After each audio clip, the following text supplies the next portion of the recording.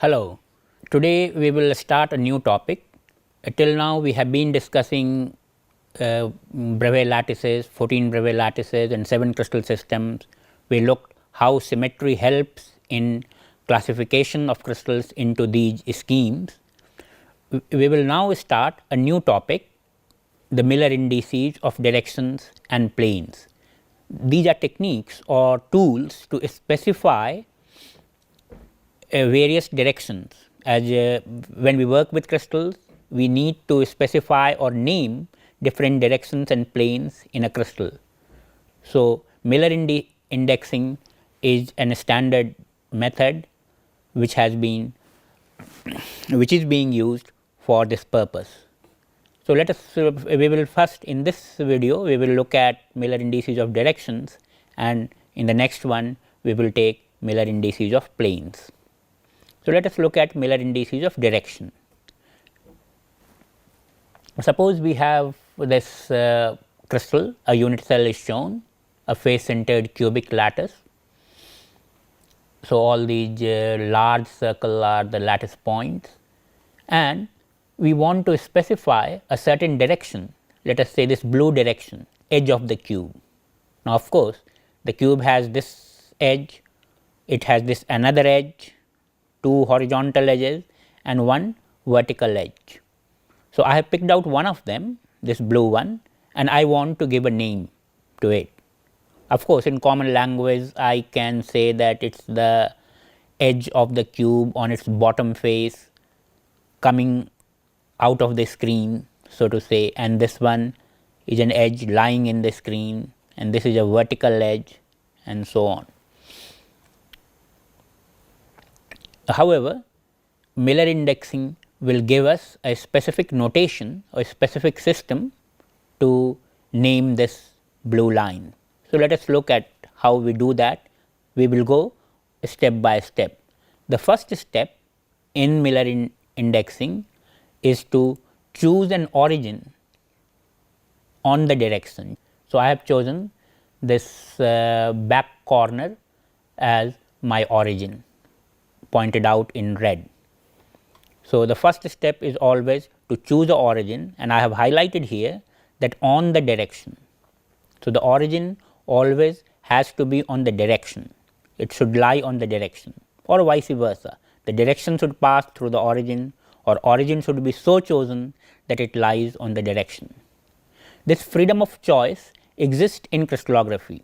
In the crystallographic coordinate system, we are free to choose the origin anywhere we wish. So, if I want to index this blue direction, I choose the origin on the blue direction, and I took this point as the origin. The next step is to choose a coordinate system, crystallographic coordinate system with axes parallel to the unit cell edges.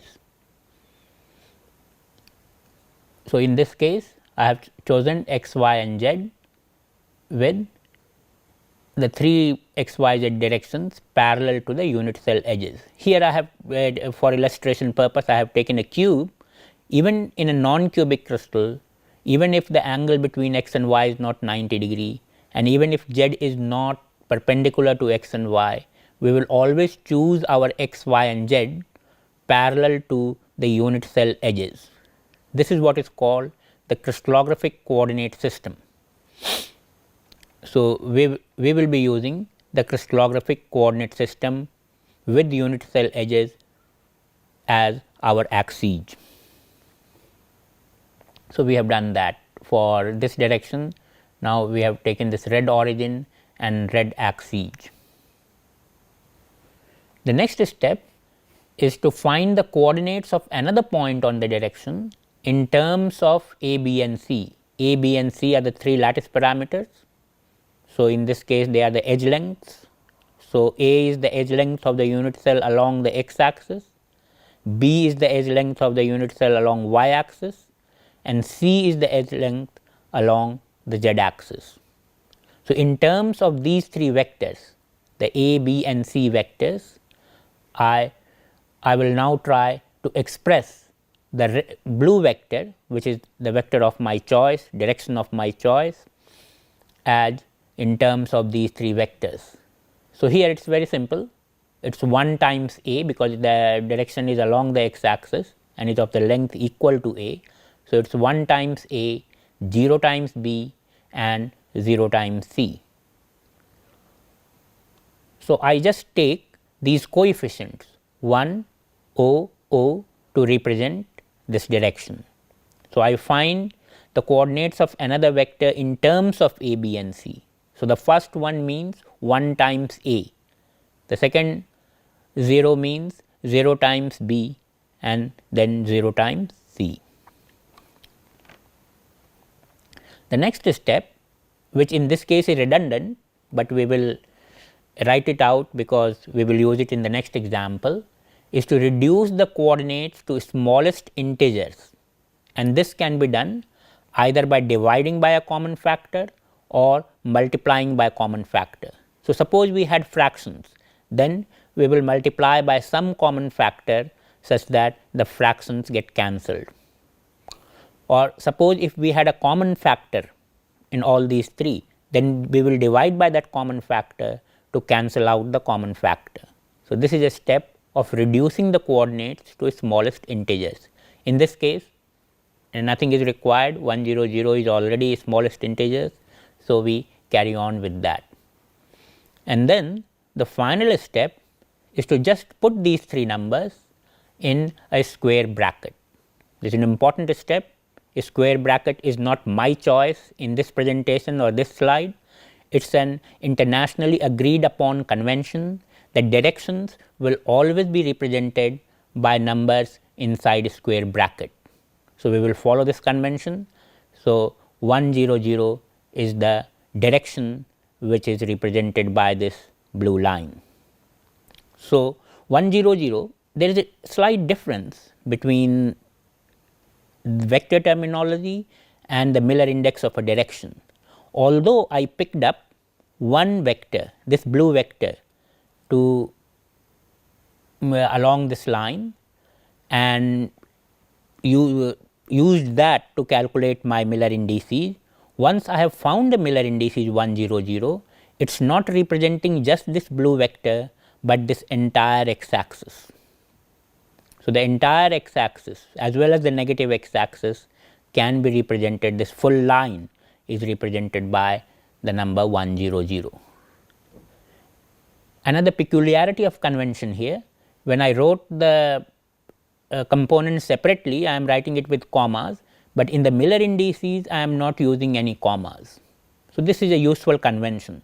Unless and until we have a 2-digit Miller indices for one of the components, if it is only 3 numbers, we write them without any commas, and it is understood that the first number is with respect to the x axis, the second one with respect to the y, and third one with respect to z. So, let us look at some more examples now. Before looking at those examples, one more point.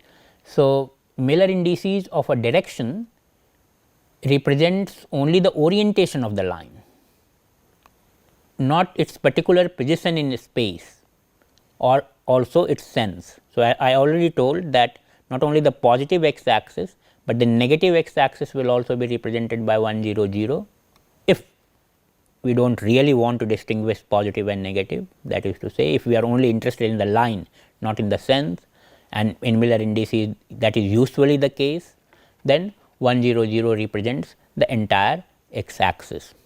Not only that,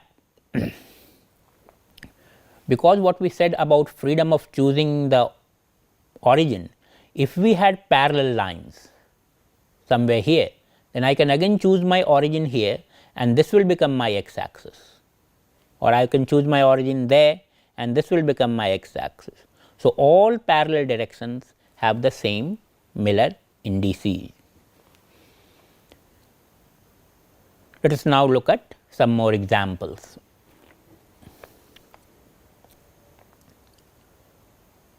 So, again we take this face centered cubic unit cell and we want to index a direction which is starting from this corner and passing through the top face center. So, this direction is the direction of my choice. So, I choose this as a coordinate first step to choose a coordinate origin and a coordinate system. So, I chose this point as my origin and axes along the unit cell edges. With respect to this coordinate system, I now write the vector OA. So, you can see to reach OA, I have to go a by 2 steps along x, a by 2 steps along y, and then c step along z. So, OA, the vector OA is half a plus half b and 1 times c. So, the coordinates which we will use in the Miller indices in terms of a, b and c are half, half and 1. Now, I will use the cancelling of fractions step, which we did not require in the previous one. In the case of 1 0 0, we did not require that, but now in the case of half half 1, we will not call this direction half half 1, but will simply multiply by 2 all these 3 numbers to get 1 1 2, and of course, I put them in the square bracket, which we have agreed upon to use as a convention for directions. So, the OA direction, not just the OA vector, but the entire OA direction will be represented by this Miller indices 1 1 2. One more example, let us look at this black direction. Now, of course, I have to choose the origin on the black line, and that freedom is there. So, I shift the origin to this point P on the black line. You can note that when I have shifted the origin, I have kept the axes parallel. So, we have the freedom to choose our origin anywhere, but in a given problem, once we have specified the orientation of the axes, that orientation cannot change. So, the x y z in the new with the new origin is exactly parallel to the x y z before. The black x y z is parallel to the blue x y z. So, now let us try to index this direction along p q, which is one of the body diagonals of this cube. So, if we want to look at this p q, we will start with p, and you can see that now I have to take a -1 step along x, 1 step along y and 1 step along z to reach q. So, the p q vector is -1a, -1b and 1c. So, the components are -1, -1, 1 in terms of a, b and c. Now, I write this in a square bracket with one additional convention, that the negatives are written as bars over the number instead of on the side, as in useful mathematics. In the Miller indexing notation, a bar above the number represents negative quantity. So, and it is read also as bar instead of -1. So, we will call this direction p q as bar 1, bar 1, 1. Let us now take, so the negative steps are shown as bar over the number. Let us now look at another convention which is used many times. We are not interested in just one direction, because we have talked about the symmetry in the crystal, and crystals can have symmetry, and symmetry relates many directions.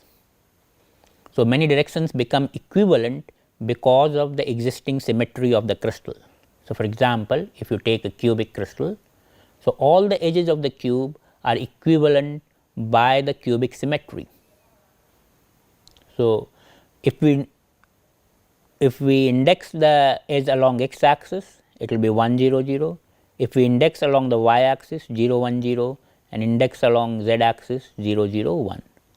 But suppose I am not interested in the specific direction, I just want to talk about the cube edges, for all directions along the cube edge which are equivalent by symmetry, Then there is a new notation that you can put the Miller index of any one of them in an angular bracket. So, an angular bracket UVW means the specific direction UVW and all other directions related to UVW by the symmetry of the crystal. And it is important that when we are using this notation, we have to know which crystal system we are talking about, because different crystals will have different symmetry and the symbol will mean different things. We will show you this with the help of cubic and tetragonal examples. So, let us look at first the cubic. So, in the Miller indices of cubic crystal, the 100 direction is equivalent to 010, 001, as well as if we take the negatives minus bar 100, 0 bar 10 and 00 bar 1. So, the all 6 directions are equivalent by the cubic symmetry. So, if we simply write 100, if I pick any one of them, I have picked up 100, you could have picked up 010 or 001, any of these 6. So, any member of this direction, this is a family of 6 members, this is a family of symmetry related directions, and I pick up any member of the family to represent the entire family. So, when I say 100 in angular bracket and I know that it is for cubic, then I will mean all these 6 directions. But now let us look at the tetragonal crystal. In tetragonal, you know x and y are equivalent by symmetry, but not the z. So, if I say 100 for tetragonal, it will only mean these 4 directions 100, 010 and their negatives. The third direction 001 is absent from here in this list, because tetragonal symmetry does not make 001 equivalent to 100. With this, we will end this video. In the next video, we will take the discussion on Miller indices of planes.